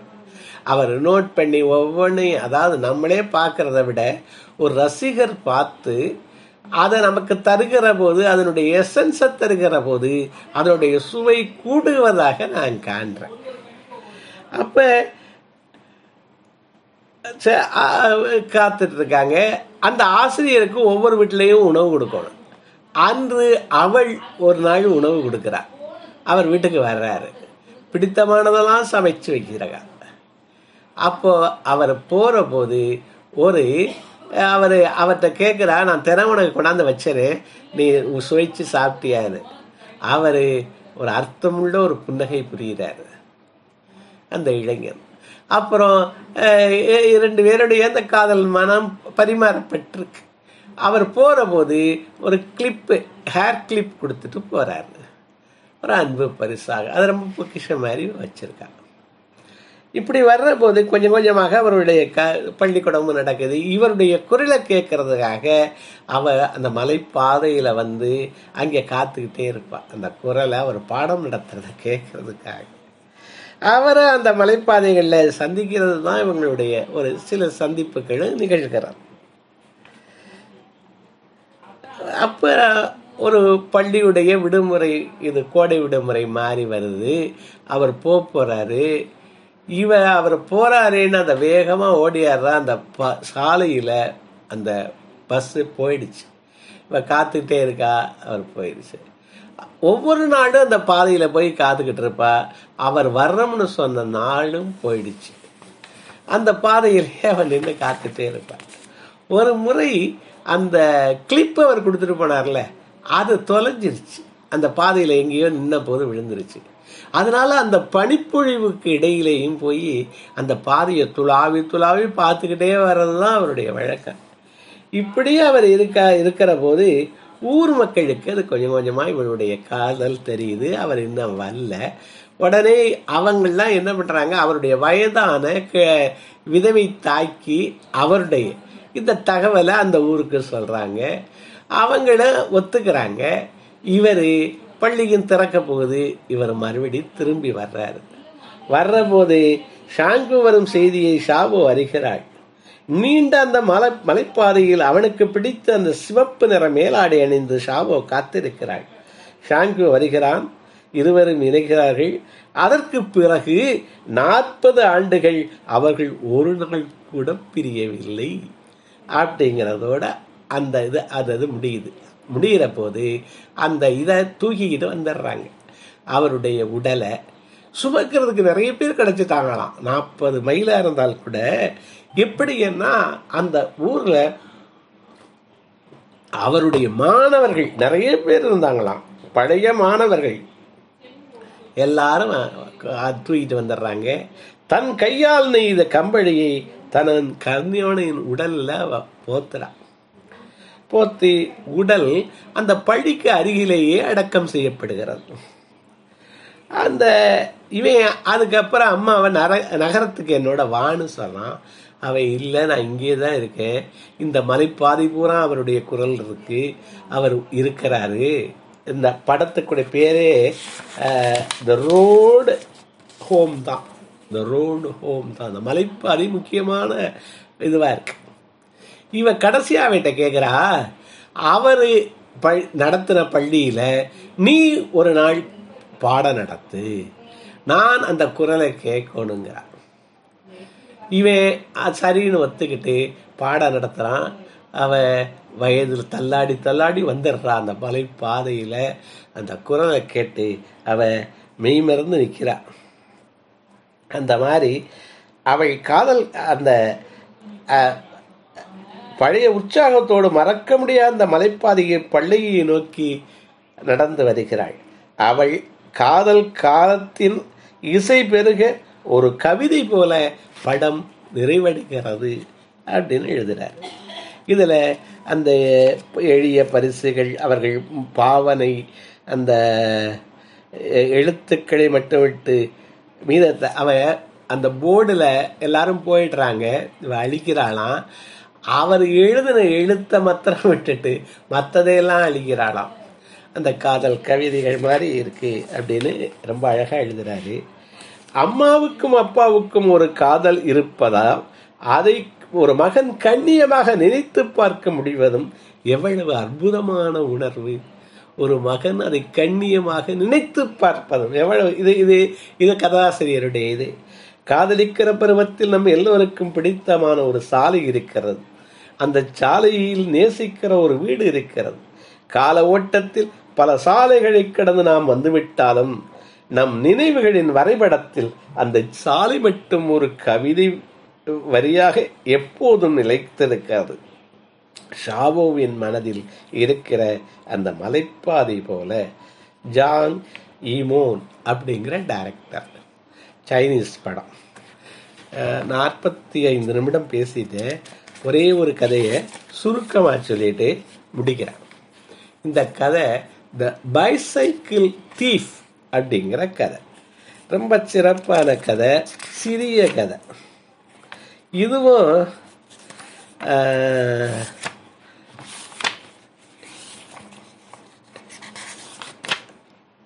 இது இத்தாலியுடைய கதை. ரொம்ப ஒரு பைசைக்கிள் தீஃப் எப்படி இருக்குன்னா, வளர்ப்பு மிருகங்களிடம் மிருகங்களின் நாயுடன் நமக்கு இருக்கும் சிநேகம் போல சைக்கிளுடன் நமக்கு இருக்கும் உறவு அலாதியானது. இப்படி ஒரு சைக்கிள் உங்களிடம் இருந்திருக்கிறதா? வறுமையான சூழலில் இருந்த சைக்கிளை தொலைத்து விட்டு அதை தேடுகிற ஒருவரின் நிகழ்ச்சியான கதைதான் த பைசைக்கிள் தீஃப் அப்படிங்கிற கதை. இது வேலை வாய்ப்பு இல்லவே இல்லை. அப்போ அந்த பஞ்சமான இதை எப்போ எழுதுறாரு? 1948 வெளிவந்த படம். யுத்த காலத்துக்கு அப்புறம் வறுமை நிலை. இத்தாலியில் வேலைவாய்ப்பு அலுவலகத்துக்கு வேலைவாய்ப்பு அலுவலகத்தில் எல்லாரும் நிற்கிறாங்க, பெரிய கூட்டம் நிற்கிது. அப்போ ரிச்சி அப்படின்னு ஒருத்தர் நிற்கிறான். வேலைவாய்ப்பு அலுவலர் என்ன சொல்கிறாரு, அவனுடைய பேர் வாசிக்குது, ரிச்சின்னு வாசிக்கிறாங்க. கிட்டத்தில் போகிறாரு. அவர் சொல்கிறாரு, ரிச்சி போஸ்டர் ஒட்டுவியா அப்படின்னு அவன் வேலைவாய்ப்பு அதிகாரி கேட்குறான். இவன் சொல்கிறான், இந்த அலுவலகத்துக்கு போனீங்கன்னா உனக்கு போஸ்டர் ஒட்டுற வேலை இருக்கு, நீ போறியான்னு கேட்குறான். இவன் சரிங்கிறான். அப்போ நாளைக்கு சைக்கிளோட போயிரு. சைக்கிளா? எங்கிட்ட சைக்கிள் இல்லையேங்கிறான். அப்போ உனக்கு வேலை இல்லைங்கிறார். ஐயோ, வேலை இல்லாமல் எப்படி இருக்கிறதுன்னு அவனை பதறான். ஏன்னா பெரும் வறுமையில் இருக்காங்க. அப்போ சரின்னு ஒத்துக்கிறான். அவர் வேலைவாய்ப்பு அலுவலர் அவனுக்கு அந்த வேலைவாய்ப்பு லெட்டரை கொடுத்துட்றாரு. அதை வாங்கிக்கிட்டு அடகு வச்சான்ல அந்த சைக்கிளு அடகு வச்சிருக்கான், அதை மீட்கணும். மனைவிட்ட போய் அவள் காத்துக்கிட்டு இருக்கா. இவளுக்கு ஒரு மகன் ப்ரூனோன்னு ஒரு மகன். அவனு அந்த இவருடைய பேர் ரிச்சி, ப்ரூனோ மகன். அவட்ட போய் சொல்றா, நான் போய் இந்த மாதிரி அந்த இதை வாங்கணும், எதை அந்த சைக்கிளை. அப்புறம் நீங்கள் தானே சைக்கிளை அடகு வச்சிய அப்படின்னு மனைவி கேட்குறாங்க. இவர் சொல்கிறாரு, அப்புறம் சாப்பிட்றதுக்கு என்ன பண்ணுறது, அதனால தான் அடகு வச்சேங்கிறாங்க. அவன் என்ன பண்ணுறா, வீட்டில் இருக்க போர்வைகள் எல்லாம் மடிக்கிறான் அழகா. இவன் இந்த போர்வையும் நம்ம அடகு வச்சுட்டு நம்ம எப்படி மறுபடியும் குளிர்காலத்தில் தூங்க முடியும் அப்படின்னு அவன் கேட்குறான். அவன் என்ன பண்ணுறான், அப்புறம் அவன் மடிச்சுட்டு பார்த்துக்கலாம், வேற என்ன பண்ணுறது, வேலை கிடைச்சா தானே சாப்பிடணும், அவங்ககிட்ட வேலை. 2 பேரும் போர்வையை கொண்டு போய் அங்கே ஒரு கடையில் கொடுக்குறாங்க. அவன் போர்வை எடுத்துக்கிறாங்கிறான். ரூபா சொல்கிறான், இந்த ரூபாய்னு கூட கேட்குறாங்க. அதுக்கு சம்மதிக்கிறான் அந்த கடைக்காரன். அவன் இந்த போர்வையை வாங்கி வைக்கிற இடத்தையே பார்த்துக்கிட்டு அங்கே பல போர்வைகள் முன்னாடி வாங்கியிருக்கான். அதில் இவங்களுடைய போர்வையை வைக்கிற இடத்த மனைவி பார்த்துக்கிட்டே இருக்கா. ஒருவேளை திருப்பலாம்ங்கிற என்னமோ எண்ணத்தில். அப்போ இந்த சைக்கிளை மீட்டியாச்சு. மறுநாள் புறோன்னு கூட்டிக்கிட்டு இவன் மனைவி அவனுக்கு உணவு கொடுக்குறா. அந்த வேலை வாய்ப்பு என்ன வேலை, போஸ்டர் ஓட்டுற வேலை. அந்த சைக்கிளில் முன்பக்கத்தில் ப்ரூனோ வச்சுக்கிட்டு இவர் ரிச்சி போகிறான். போகிற வழியில் ப்ரூனோ வேலை பார்க்குறான் பாவம், பெட்ரோல் பங்கில். அவனை கொண்டு இறக்கி விட்டுட்டு முத்தம் கொடுத்துட்டு நான் சாயந்தரம் வர்றேன் அப்படின்னு சொல்லிட்டு போஸ்டர் ஓட்ட போகிறான். அங்கே போஸ்டரையும் ஏனியையும் வாங்கிக்கிட்டு 2-3 தெருவில் போஸ்டர் ஒட்டிடுறான். அந்த போஸ்டர் என்னன்னா ஒரு அழகான பெண்ணுடைய படத்தினுடைய போஸ்டர். அந்த முரணை பார்க்குறாரு நம்ம செழியன் எழுதுறாரு. அந்த முரண் அங்கேயோ பசி பட்டினி, கடைசியில் படம் என்னத்தை காமிக்குது, பணக்கார அழகான பெண்ணை காமிக்குது. அந்த போஸ்டரை ஒட்டுறான். ஒட்டி 2 தெருவில் ஒட்டிட்டான். 3ஆவது தெருவில் சைக்கிளை நிப்பாட்டிட்டு இந்த ஏணி மேலே ஏறி போஸ்டரை ஒட்டிக்கிட்டு இருக்கான். அப்போ ஒருத்தன் இந்த சைக்கிளை எடுத்துக்கிட்டு வேகமாக ஓட்டிக்கிட்டு போகிறத மேலே இருந்து பார்க்குறான். ஐயோ திருடன்னு கத்திக்கிட்டு கீழே குதிச்சு விரட்டுறான். ஆனால் அந்த திருடன் மறைஞ்சிட்டான் சைக்கிளோட. இவனுக்கு என்ன பண்ணுறதே தெரியல, இருந்த ஒன்றும் போயிடுச்சு. அப்புறம் ரொம்ப வருத்தத்தோட அந்த ஒரு நண்பனை போய் பார்க்குறான். நண்பன் என்ன சொல்கிறான் எல்லாம் கேட்டு, மறுநாளே உடனே சந்தையில் விற்றுருவாங்க, நம்ம நாளைக்கு போய் சந்தையில் பார்ப்போம். சரின்னு வீட்டுக்கு வர்றான். மனைவி என்ன, பையன் தான் இருக்கான். பையன் கேட்குறான், என்னப்பா வருத்தமாக வர்றியேன்னு. ஒன்றும் சொல்லலை இவர். அப்போ மனைவி வர்றா, நான் கேள்விப்பட்டது உண்மையா, உங்களோட சைக்கிள் போச்சான்னு அழுகிறான். ஆமான்னு சொல்கிறாங்க. சரின்னு எல்லாரும் வருத்தப்படுறாங்க. மறுநாள் ப்ரூனோ அந்த இவரோட இதுக்கு போகிறாங்க. இதுக்கு சந்தைக்கு நண்பரோட போய் பார்த்தா ஒரு இடத்துலையும் காணும். சரி, இந்த சந்தையில் பக்கத்தில் ஒரு சந்தை இருக்குன்னா அங்கே போகிறாங்க. அங்கே போனால் நேற்று திருடனவனு ஒரு முதியவனும் பேசிகிட்டு இருக்காங்க. இவங்க வேகமாக அங்கே போகிறதுக்குள்ளார அந்த பைசைக்கிள் திருடன் ஓடி போயிட்டான். முதியவனை பிடிச்சிட்டாங்க. முதியவன்கிட்ட கேட்டால் யாருன்னே தெரியாதப்பா அப்படிங்கிறான். இவங்க நெருக்கிறாங்க. முதியவன் ஒரு தேவாலயத்துக்கு போயிட்டான். இவங்களும் அந்த தேவாலயத்துக்குள்ளே போயிடறாங்க. அப்போ அவனை நெருக்கவும் அவன் நம்பர் வீட்டினுடைய எண்ணு சொல்கிறான், இங்கே இந்த பக்கத்தில் இருப்பேன் அப்படின்னு. சரின்ட்டு அவன் இருக்கிற இடத்துக்கு பைசைக்கிள் தீஃப் இருக்கிற இடத்துக்கு போகிறாங்க. போனால் அங்கே அவனை பார்த்துட்டாங்க. அந்த தெருவே மோசமான ஆளுக்கு இருக்க தெருவாக இருக்கு. அந்த தெருவில் இவங்க சைக்கிள்லாம் யார் சைக்கிளா அதுவா இதுவா ஒன்றும் இல்லைங்கிறான். இவன் அவனை அடிக்க போகிறான். அங்கே இருந்தவங்க எல்லாம் சேர்ந்து இவனை அடிக்க வர்றாங்க. உனக்கு சைக்கிள் நான் போலீஸுக்கு சொல்லுவேங்கவும் சரின்னு போலீஸுக்கு சொல்கிறாங்க. அந்த போலீஸ் வந்தவர் கேட்குறாரு, ஆதாரம் என்னன்னு கேட்குறாரு. இவன் தான் நான் திருடினேன் அப்படின்னு இவன் சொல்கிறாங்க. அவர் வீட்டையெல்லாம் உள்ளெல்லாம் போய் பார்க்குறாரு. அங்கே சைக்கிள்லாம் இல்லை. ஒன்றும் ஆதாரம் இல்லைப்பா அப்படின்னு சொல்லிட்டாரு. இவனுக்கு ரொம்ப வருத்தம் ஆயிடுச்சு. அன்றைக்கு மாலையில் ஒரு விளையாட்டு மைதானத்துக்கு இந்த பையனும் ப்ரூனோவும் ரிச்சியும் அந்த இடத்துக்கு போகிறாங்க. அங்கே ஏகப்பட்ட சைக்கிள் நிற்குது. விளையாட்டு நடந்துட்டு இருக்கு. விளையாட்டு முடிய போகுது. முடிய போகிற போது தம்பி ப்ரூனோவை நீ வீட்டுக்கு போ, நான் பின்னாடி வர்றேன்னு ஒரு முடிவோட ரிச்சி சொல்கிறான்.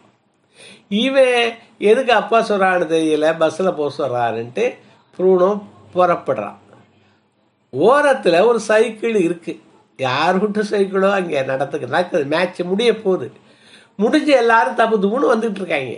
இவர் இந்த ரிச்சி இந்த சைக்கிளை எவன் விட்டு சைக்கிளையோ திருடுறதா இவன் இந்த சைக்கிளை எடுத்துட்டு அதில் சவாரி செய்ய ஆரம்பிச்சிடான். ஒரு 10 அடி போயிருப்பான். ஓனர் திருடன்னு கத்துறது கேட்குது. எல்லாரும் வந்து இவனை உதைக்க ஆரம்பிச்சிட்டாங்க. ப்ரூனோ கொஞ்சம் தூரம் தள்ளி போனவன் திரும்பி வந்து சின்ன பையன் மகன் இவனு ஐயோ அப்பாவை அடிக்கிறாங்களேன்னு பார்த்துக்கிட்டு இது பண்ணுறான். அப்போ ஒரு அழுகிறான். அழுதுகிட்டு இருக்கும்போது அந்த வழியாக வந்து ஒரு போலீஸ் ஏன் அழுகிறாயின்னு இந்த பையனை கேட்குறாரு. எங்கள் அப்பாவை எல்லாரும் அடிக்கிறாங்க. இவர் போய் இந்த போலீஸு அவங்கள உனக்கு சைக்கிள் தான் கிடச்சிருச்சுல்லப்பா அப்படின்னு விரட்டி அவங்களெல்லாம் சமாதானம் பண்ணிட்டு அவங்களெல்லாம் போக சொல்லிட்டு இந்த ரிச்சிட்ட இங்கே பாரு, உன்னை பார்த்து தான் உன் மகனு வரப்போகிறான். நீ திருடனானா உன் மகனும் திருடனாயிடுவான் அப்படின்னு சொல்லி அவனை விடுவிக்கிறாரு. அவன் கொஞ்சம் தூரம் வந்துட்டு இந்த ரிச்சியுடைய கையை ரிச்சி தன்னுடைய மகன் ப்ரூனுடைய கையை இருக்க பிடிச்சிக்கிறான். அதோட அந்த கதை முடிக்குது. அதில் ஓட்ட பார்க்கறது, அந்த அவங்களுடைய வறுமையுடைய நிலையும் அது திருடுறதுக்கு தூண்டுறதும் இருந்தாலும் தேடுங்கள் கண்டடைவீர்கள் இதனுடைய கதா. இது 1948 வந்த படம். இது 1948 வந்த படம். இதில் இத்தாலியன் படம். இது தேடுங்கள் கண்டடைவீர்கள். அவருடைய பேரு விட்டோரியோ டி சிகா அப்படிங்கிறது டைரக்டர் பேரு. நமது செழியன் எழுதுறது. தேடுங்கள் கண்டடைவீர் என்கிறது வேதாகமம். வறுமையில் இருக்கும் மனிதர்கள் எதையும் கண்டடைய முடியாமல் தங்கள் ஆயுள் முழுக்க தேடிக்கொண்டே இருக்கிறார்கள். வறுமையில் உள்ள மனிதர்கள் எதையும் கண்டடைய முடியாமல் ஆயுள் முழுவதும் தேடிக்கொண்டே இருக்கிறார்கள். வேலை இழந்து அவமானப்பட்ட போதும் கடைசியில் ரிச்சி அழுது கொண்டே தனது மகனின் கையை இறுக பற்றுகிறான். அதில் வெளிப்படும் உணர்வு அற்புதமானது. எதை இழந்தாலும் நாம் நம்பிக்கையை இழக்காதிருக்க வேண்டும். வெற்றி எங்கிருந்து துவங்குகிறது? எதையும் முடியும் என்ற நம்பிக்கையில் தானே அப்படின்னு இந்த நூலை திருமிகு செழியன் அவர்கள் நிறைவு செய்கிறாரு. 750 பக்கம் ஆனால் இது மக்கள் பதிப்பாக மிகச்சிறப்பாக 255 ரூபாய்க்கு வெளிவந்திருக்கு. சீர் பதிப்பகம் அப்படிங்கிற பதிப்பகம் வெளியிட்டு இருக்காங்க. இந்த நூலை அவசியம் நண்பர்கள் படிக்கணும் அப்படின்னு பரிந்துரை செய்கிறேன்.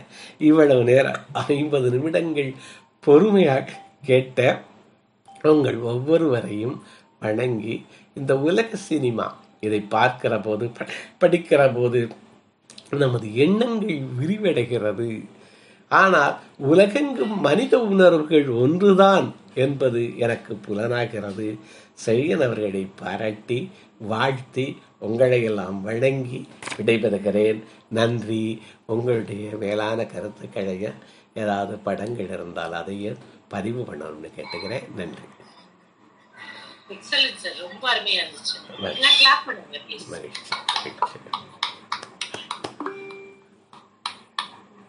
ரொம்ப நல்லா இருந்துச்சு சார். எல்லா கதையும் எனக்கு முதல் கதை ரொம்ப பிடிச்சிருந்துச்சு. நான் இப்ப நிறைய படத்துல வருது, ரொம்ப நல்லா இருந்துச்சு. அதே மாதிரி அவங்க அப்பா அம்மா காதல் அது ரொம்ப அழகா சொல்லியிருந்தாங்க. எல்லா காதலையும் நம்ம நினைப்போம், ஆனா இந்த காதலை நினைச்சிருக்கோமான்னு தெரியல. அது ரொம்ப அழகா இருந்துச்சு. எல்லா கதையுமே நல்லா இருந்துச்சு சார். பாட்டி கடைசி கதை நீங்க ரொம்ப அருமையா சொன்னீங்க. ரொம்ப விளக்கமா ரொம்ப டீட்டெயிலா புக்ல படிச்சு சொன்னீங்க. ரொம்ப நன்றி சார். ரொம்ப மகிழ்ச்சி. இந்த புக்கை நாங்க இனி படிக்கணும் கூட தோணாது. நீங்களே முக்கியமான ஆளுக்காக சொல்லிட்டீங்க. அவ்வளவு அருமையா இருந்துச்சு. ரொம்ப நன்றி. கொடுக்குறவங்க ஹேண்ட் ரைஸ் பண்ணுங்க, அந்த ஆர்டர்ல பண்றேன். கீதா ஜெரி மேம் நீங்க பேசலாம். முதல்ல வாழ்த்துக்கள் சார். ரொம்ப நல்லா இருந்துச்சு. அதாவது சில்ட்ரன் ஆஃப் ஹெவன் வந்து அந்த படம் நான் பாத்திருக்கேன். சோ நீங்க சொல்ல சொன்ன அந்த காட்சிகள் எல்லாம் கண் முன்னாடியே வந்து போச்சு. அதே மாதிரி எல்லா முக்கியமான காட்சிகளுமே நீங்க சொல்லி முடிச்சிட்டீங்க. மெயின் கதை மட்டும் இல்லாம அந்த அவங்க அப்பா வந்து தோட்டக்காரெல்லாம் செய்வாரு. சோ அது இந்த நிகழ்வு கூட நீங்க சொல்லிட்டீங்க. அந்த ஷூ வந்து தண்ணியில அப்படியே போகும்.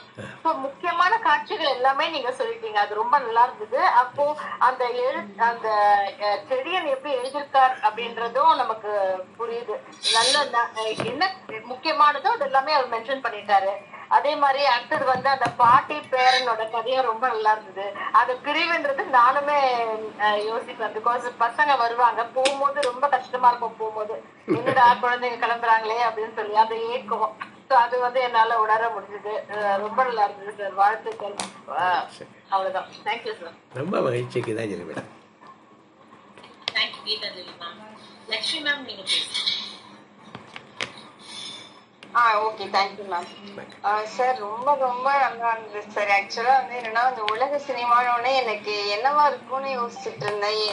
ஒருவேளை ஜென்ரலா சினிமாவை பத்தி ஒரு மேம்போக்கான ஒரு இதுவா இருக்குமோ இந்த புக்கு அப்படிங்கிற ஒரு எண்ணத்தோடயே வந்து அட்டன் பண்ண வந்தேன். அப்புறம் தான் தெரிஞ்சது, ஓஹோ இது உலகத்துல ஒரு ஒரு மொழியிலையும் எடுத்த சினிமாவுடைய தொகுப்பான கதையை தான் நீங்க சொல்றீங்கன்ட்டு ரொம்ப ரொம்ப நல்லா இருந்தது சார். நிஜமாவே அந்தந்த நாட்டுல நடக்கிற அந்த வாழ்வியல் முறையை வந்து நம்ம நாட்டுல நடக்கிறதோடயே ஒப்பிட்டு பார்க்கும்போது கிட்டத்தட்ட எல்லா இடத்துலயும் ஒரே மாதிரி தான் இருக்குது அப்படிங்கிற அதையும் புரிஞ்சுக்க முடியுது. அந்த இமோஷன் சென்டிமெண்ட் அப்படிங்கிறது நமக்கு மட்டும் இல்ல, உலகம் ஃபுல்லாவே எல்லாருக்குமே இருக்குது அப்படின்னு அதையும் அது உண்மையிலே இந்த மாதிரி கதையெல்லாம் வந்து படிக்கிறத விட கேட்கறதுக்கு ரொம்ப சுவாரஸ்யமா இருக்குது சார். அதுவும் நீங்க கொஞ்சம் அதை அப்படியே கோர்வையா அழகா கதை சொல்ற மாதிரியே கொண்டு போனீங்க. கொஞ்சம் கூட அசையாம உட்காந்து கேட்டுட்டே இருந்தேன். ரொம்ப ரொம்ப நல்லா இருந்துச்சு சார் நீங்க சொன்னது. இவங்க சேவா மேம் சொன்ன மாதிரி நாங்க திரும்பி படிக்கணும் கூட தேவையில்லை, நீங்க சொல்றதே கேட்கறதுக்கு ரொம்ப நல்லா இருக்குது. Thank you sir. Thank you so much sir.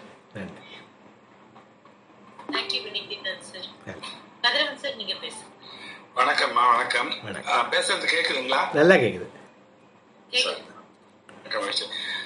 ரொம்ப சிறப்பான உரை சார். ரொம்ப நல்லா இருந்தது. ஆனா ஒரு சில குறுக்கீடுகள் காரணமா முதல் 2 கதை சரியா என்னால கேட்க முடியல. முதல் கதையை கேட்க ஆரம்பிக்கும் போதே வந்துட்டாங்க.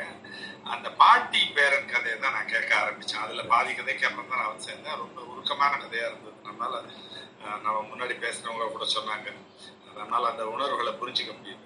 ரொம்ப அருமையா இருந்தது. அதே போல கடைசியாக சொன்ன கதை பைசைக்கிள் தீஃப். பைசைக்கிள் தீஃப் ஒரு நான் கேள்விப்பட்டிருக்கேன். தமிழ்ல வந்து வெற்றிமாறன் ஒரு சிறந்த இயக்குனர். இப்ப இருக்கக்கூடிய இளைஞர்கள்ல அவர் ஒரு சிறந்த இயக்குனர். பொல்லாதவன் அப்படின்னு ஒரு திரைப்படம் எடுத்திருந்தாரு. ஒரு 10 வருஷம் இருக்கும்னு நினைக்கிறேன். அதுல ஒரு மோட்டார் சைக்கிள், அந்த மோட்டார் சைக்கிள் திருடு போயிடும்.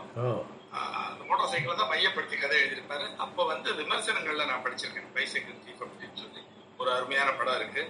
அந்த கதை அந்த படம் இவரை இன்ஸ்பயர் பண்ணுச்சு அப்படின்னு சொல்லி எழுதியிருந்தாரு. ரொம்ப சிறப்பா இருந்தது. எனக்கு இன்னும் ஆச்சரியமான விஷயம், ஒரு திரைப்படத்தை 4 பக்கத்துக்குள்ள சுவாரஸ்யமா எழுதுறதுங்கிறது செழியன் எப்படி எழுதியிருப்பாருன்றதுதான் எனக்கு என்னுடைய நோக்கமா இருக்கு.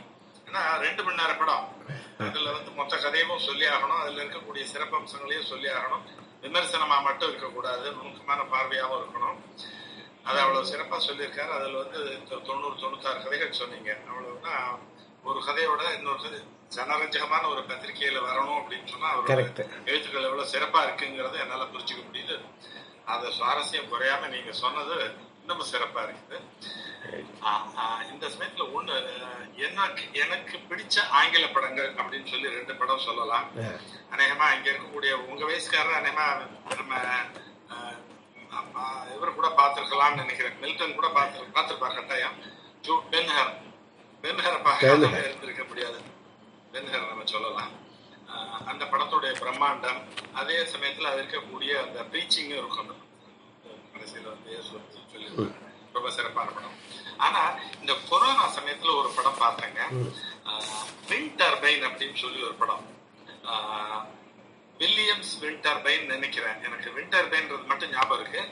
ஒரு ஆப்பிரிக்கன் கண்ட்ரில இருக்கக்கூடிய ஒரு சாதாரண ஏழை சின்ன பையன், ஒரு 10 வயசு பையன் அல்லது 12 வயசு பையனா இருப்பான். அவன் தங்க ஊர்ல இருட்டுல இருக்கு அப்படிங்கறதுனால அவங்க வாத்தியார் சொல்லியிருப்பாரு, பேட்டரி அப்படிங்கறத வச்சு வெளிச்சம் உபயோகப்படுத்தலாம், வரவழைக்கலாம், அதை வச்சு நம்ம பவர் ஜெனரேட் பண்ணா நம்ம பல விதத்துல உயரலாம் அப்படின்னு சொல்லியிருப்பாரு. அதை வச்சு அவன் அதை படிச்சதை வச்சு பேட்டரி எடுத்துட்டு ஒரு விண்ட் டர்பைன் செஞ்சு ஊருக்கு உள்ளார விவசாயம் பண்றதுக்கு உதவி செய்வான். அந்த ஒரு 1.5 மணி நேரம் இருக்கும். ரொம்ப அருமையான படம். யூடியூப்ல வருதுன்னு நான் அதை இதுலதான் பார்த்தேன், யூடியூப்ல தான் பார்த்தேன். நான் ஒரு 4 வருஷம் கொரோனா டைம்ல பார்த்தேன். ரொம்ப அருமையான படம்.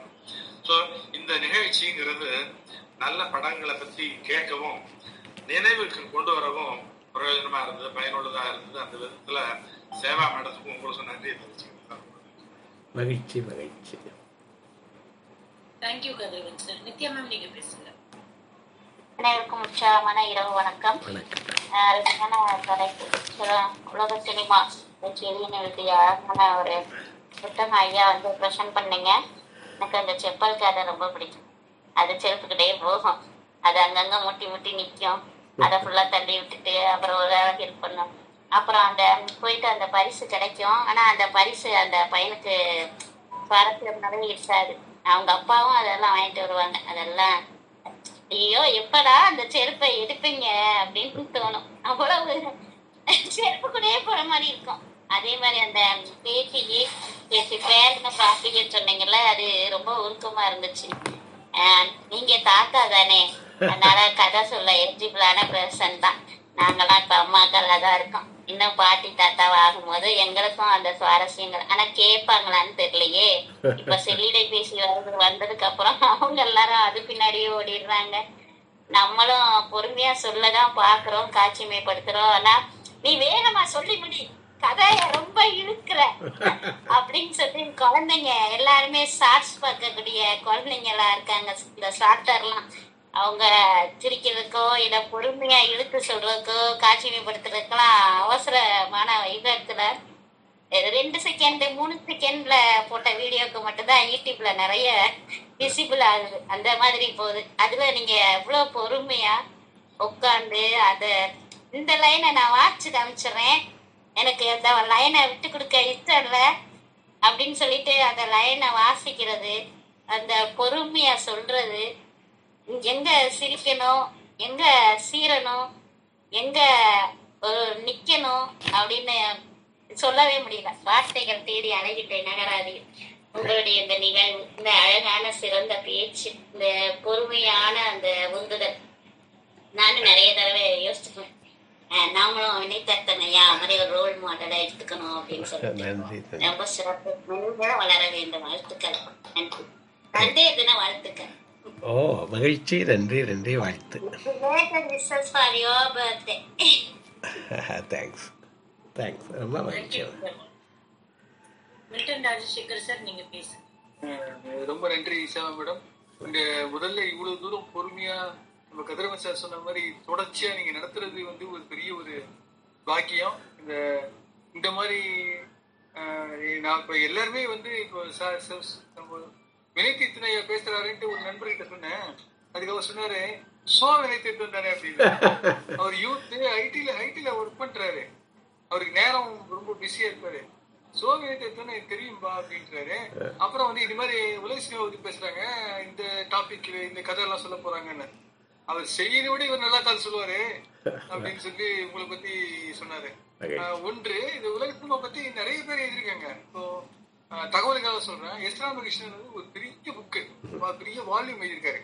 எல்லாம் இது மாதிரி இப்ப நீங்க சொன்னீங்க எல்லா படத்தை பத்தியும், மற்ற படங்கள் கதிரவன் சார் சொன்ன படம் எல்லாத்த பத்தியும் எழுதியிருக்காரு அவரு. ஆனா வந்து இந்த ரீடபிலிட்டின்னு ஒண்ணு இருக்கேன், படிக்கிற ஒரு தன்மை, நம்ம படிக்கிற ஒரு